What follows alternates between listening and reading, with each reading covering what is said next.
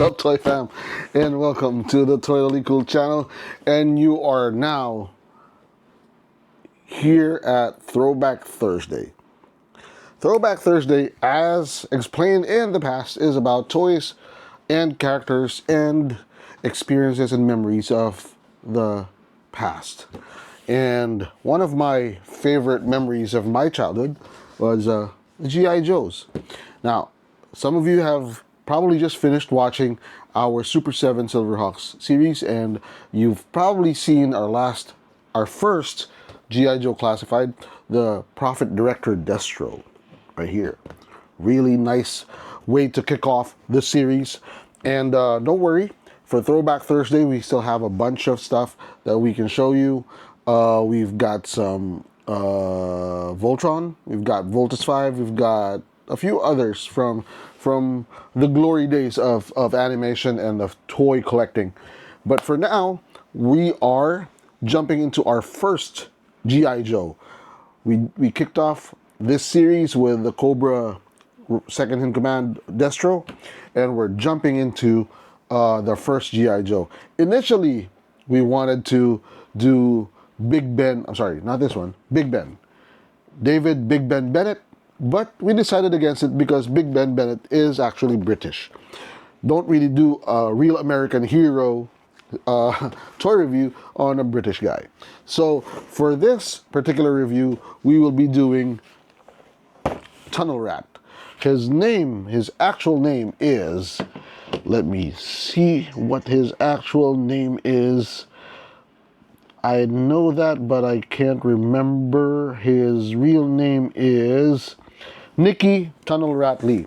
Now, why is it not on the box? That's something you should ask, because if you look at this particular character, this particular toy, number 90, Jody Shooter Craig. Most of the G.I. Joes have the name, then the code name, and then their last name.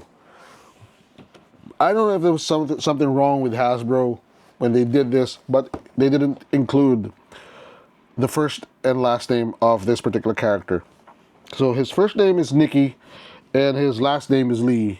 Nicky Tunnel Rat Lee, who's a native of New York, actually Brooklyn, and he's a demolitions expert.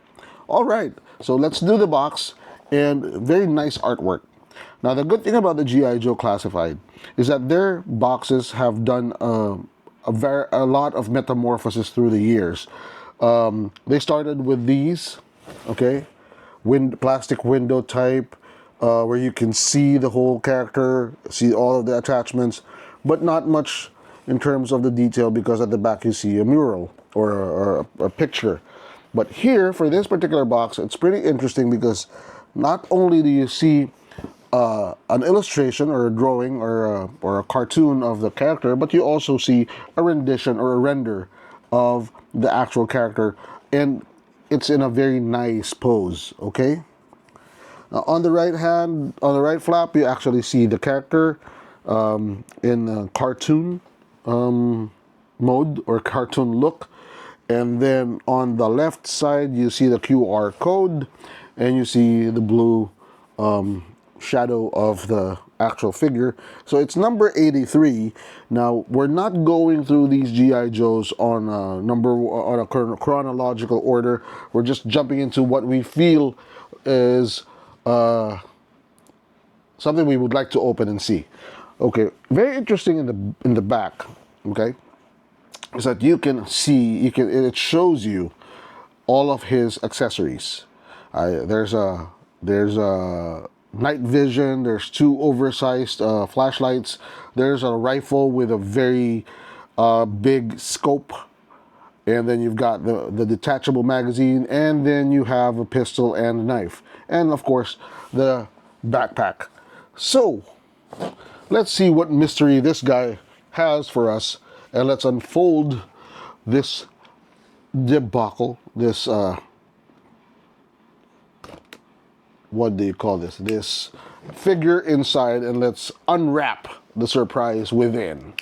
So it's got tape on both sides of the flap. It opens from the top. Yeah, it's better to open. I think it should have been better opening from the bottom, but we're already past that, so we're opening it, and okay, here we go. Here we go. There we go. I really like the tone. The tone of the actual box. It's not. It's also it's artistic at the same time. It's pretty cool. Like it's got the background. It's on a railroad or something. And this is the figure. Okay. Now this is the first time I'm opening a GI Joe classified, actual GI Joe classified, and this one.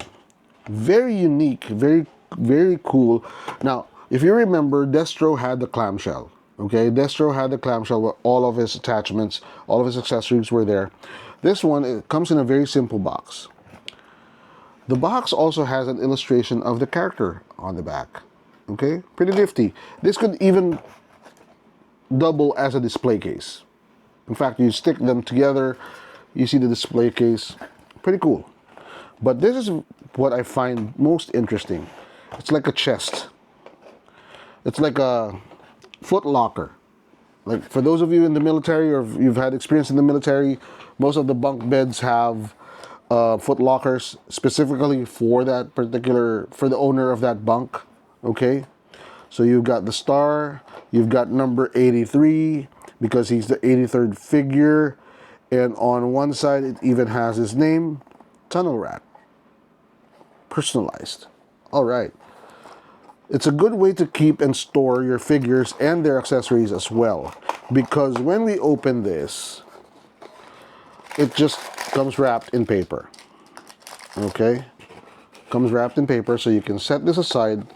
I suggest keeping it so that you can store all of their accessories in one box without having to mix them together, although they're very interchangeable.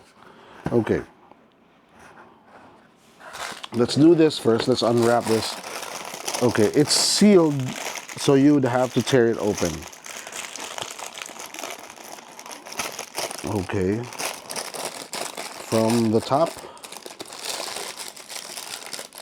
And you ask me, how do you know it's the top? Because you see the pattern, Cobra, G.I. Joe, Cobra, G.I. Joe.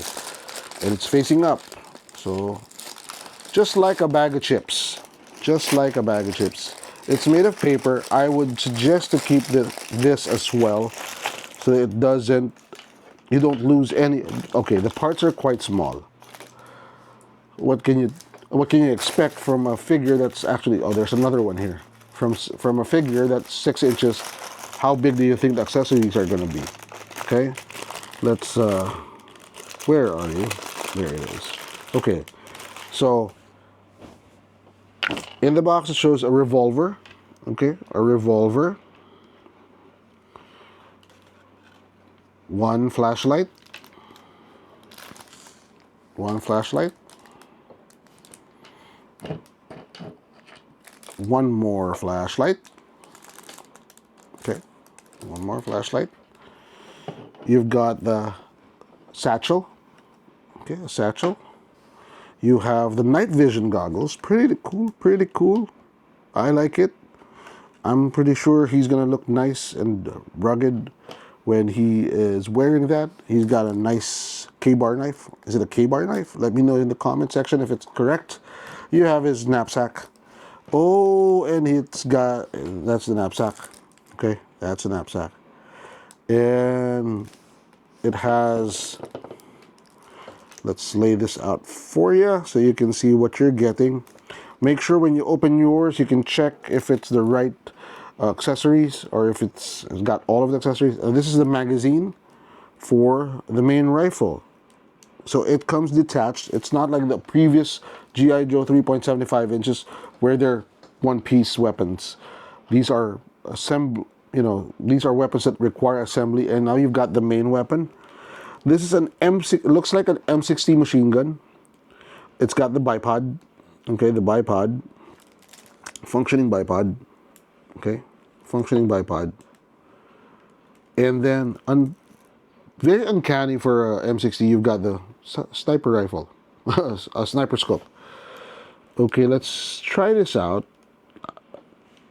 Just there is a slot. There's a peg sticking out, and there's a slot at the bottom where the magazine's supposed to come in. Are you going to be a problem? No. Wow. Okay. It even has the accent of the bullets sticking out from the drum to the supposedly the port for the bullets. Okay, let's stand this guy here. Okay, and now they came with this is a plastic free or a plastic less packaging, but the figure is clasped in plastic ties. So we're cutting it from the back. The legs and the arms are tied together. I think I should buy a tool that just cuts it without having to use these cutters. Let's do this. Let's do that and that. Okay, now he's free. Okay, so the box, like I said, has his picture. Okay. Ooh, very serious. Okay, let's go to the main figure. Let's just look at the accessories first. He's got the holster for the pistol, and it slots right in. Nice. Just like Destro. Pretty nice. Yeah. And then you've got the belt, the ammo belt, which is for his M60. Is it an M60? Is it an M30? I don't know. And then you can put the satchel on him because he is very articulated. Let's look at the articulation. The neck turns right, turns left, or the other way. It doesn't tilt up, it looks down. Okay, the reason why it doesn't tilt up is because it's got hair. Okay, now this is his, I don't know if it's a bandana or if it's a neckerchief, but it's not attached to the body, unlike the original G.I. Joes. So all of these accessories are detachable. Okay, and then you've got the magazine belt. Okay, here on his hip, on his left hip, is the holster or the sheath for his knife. Nice, pretty nice. So it's, if you've ever collected the G.I. Joes before, you would remember that these weapons are mostly attached to the mold of the leg, so they're not detachable weapons. So he's got some magazine pouches here, also typical of an underground operative. Okay, so you, like I said, you can put the satchel on him, and he can put it on. I think it's a cross-body satchel. Okay, take it through the arm, put it over the head, and it's right there. Nice. Okay, now the shoulders have a full articulation. Okay, it's got the bicep twist, it's got the elbow, and the good thing I love about this, no pins, guys, no pins. The joints are hidden. The pins are nowhere to be found. Okay, and then what else? The wrist action, pretty good. Wrist twist, ab crunch, waist twist, all good. Everything that you like about the Marvel Legends, except for the things you don't like, which includes the pins. Now the knees are also double jointed. There you go. Ooh, I love this accent about him. He's got the knee pads. Now you're asking, why do soldiers or why do military people have knee pads? I played airsoft for a while, and I thought that was kind of a sissy move. Why people have plastic knee pads? But then I realized when you're running and you're kneeling, when you're chasing after somebody and you're kneeling down to fire your weapon, you need that stability. So when you're kneeling down, it hurts the knees when you're kneeling down on rocks or in sand or in debris. So this one's got a very nice accented knee pad. Okay, now let's go to the main accessory, one of his main accessories, the the backpack, the knapsack. Okay, stand up. He can be very top heavy because of his accessories, so let's lay him down. Okay, this one, it's got 2 slots at the top, okay? And that is for his flashlights. So he's got 2 flashlights on both sides to illuminate his way when he runs out of batteries for his night vision goggles. So that's that. And let's put it on him. There is a slot at the back. There is a hole, and you can pin it on him like so. There we go. Now he's more stable. Okay, and then you have the night vision goggles. Let's see. It's made of PVC rubber plastic or something, so it's it has some stretch to it, so it doesn't break. It's not as fragile as other toys. There you go. It's securely on his noggin, and there you go. It's got night vision. Now he's got night vision. Now, what if Cobra attacks? That's where this guy comes in. And easy, put his hand through the handle and through the trigger guard. Now the rubber kind plastic helps because it doesn't snap, but it holds things firmly in place. Or I may be wrong. There, just have to jimmy it to, there we go, there we go, there we go, there we go. Okay.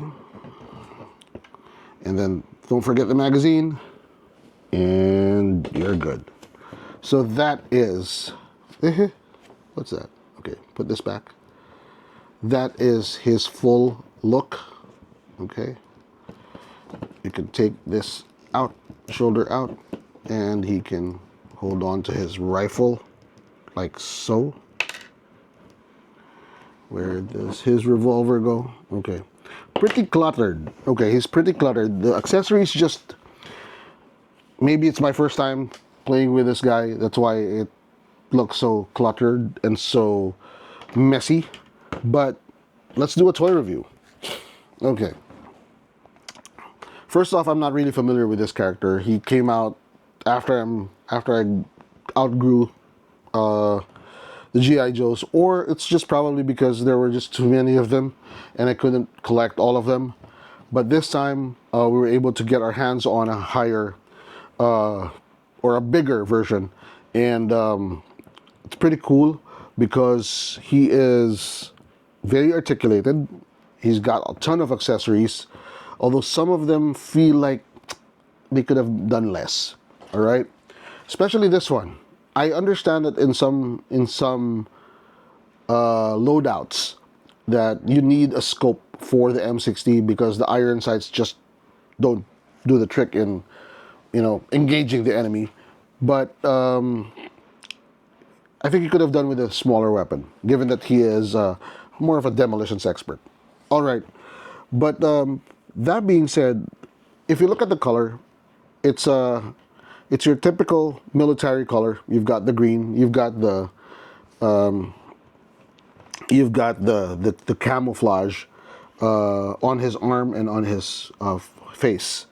So just out of the box, he looks nice.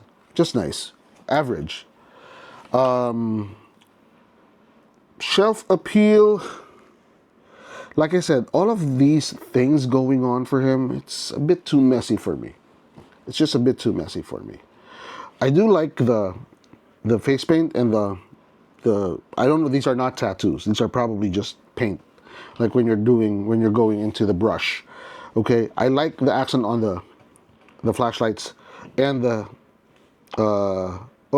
night vision goggles and the knife. I like all of these. But the belt, the holster, the satchel, it's just too much. Okay, plus you've got this heavy thing And you got him carrying this heavy thing. But overall, he's solid. He's not, well, he's solid. Shelf appeal, yeah, just meh, not too much. So, price point, the G.I. Joes are very practical. They're a practical toy to collect. There are practical toys to collect, except if you go into the HasLab end of the business where you collect the vehicles, then they're going to cost you. But if you're just going to collect the figures, or maybe even the figures that come with accessories or come with a vehicle like the Vamp or the Bubble Trouble, it's pretty. It's gonna pinch, but it's not gonna hurt. But if you go into the HasLab territory, you're gonna get bitten. Okay, so if you're the collector cost for a GI Joe is, well, you can actually buy one every payday, maybe even 3. They come out in batches of 4 and 5, and they've got more coming out every 2-3 months. So you can pretty much save up for it. Imagine buying a GI Joe every month. So it's not that heavy on the budget. So for a collector, this is a nice way to start, especially if you look back at, I wish I could have collected the 3.75, the smaller ones, and this is actually better. Why you ask me? Because there are more points of articulation. The ab crunch, you've got the shoulders, and there is a shoulder roll. Okay, I forgot to show you that. This is a fun thing that I just remembered and I wasn't able to show you. Let's take this. Let's remove this so that you can see it. Okay, normally a figure would have the shoulder locked in place, or this part of the arm locked in place, the back, and you've got just a typical upward and downward and forward and backward movement. Now the shoulder roll allows for this arm to go a bit more forward. That way he can hold his weapon like this. So finally a GI Joe where both hands meet in front of each other and they can just basically hold on to a rifle. Okay, so that's a pretty cool accent. Okay, final review. Oh, you can remove it. You can put it on somebody else. Okay, final review. Is he cool? Is he not cool? Is he totally cool? Unlike the Destro, I'd say he's just cool. Okay, just cool. We look forward to having cooler versions or totally cool G.I. Joes in the future. But for this guy, maybe I started off with very high expectations. Maybe I thought that Destro was going to be the standard for which everybody will be measured. But the accents and everything else, I wouldn't say he's a loss. Okay, I wouldn't say you don't buy it or pass on him. I would still say if you're a collector like me, he would be nice to have on your shelf. Okay, whether he's an eye catcher and just he's not a deal breaker for the entire collection. So he's not totally cool, but he's cool. He's cool. So with that, we thank you for watching this episode. Don't forget to hit like. Don't forget to hit subscribe. Hit that bell button so that you would be reminded of any future episodes that we come out with. Remember, this is Throwback Thursday. For the meantime, with G.I. Joe, together with Nikki Tunnel Rat Lee, we tell you, as we always do, remember guys, toys are not just cool, they're totally cool. Happy collecting.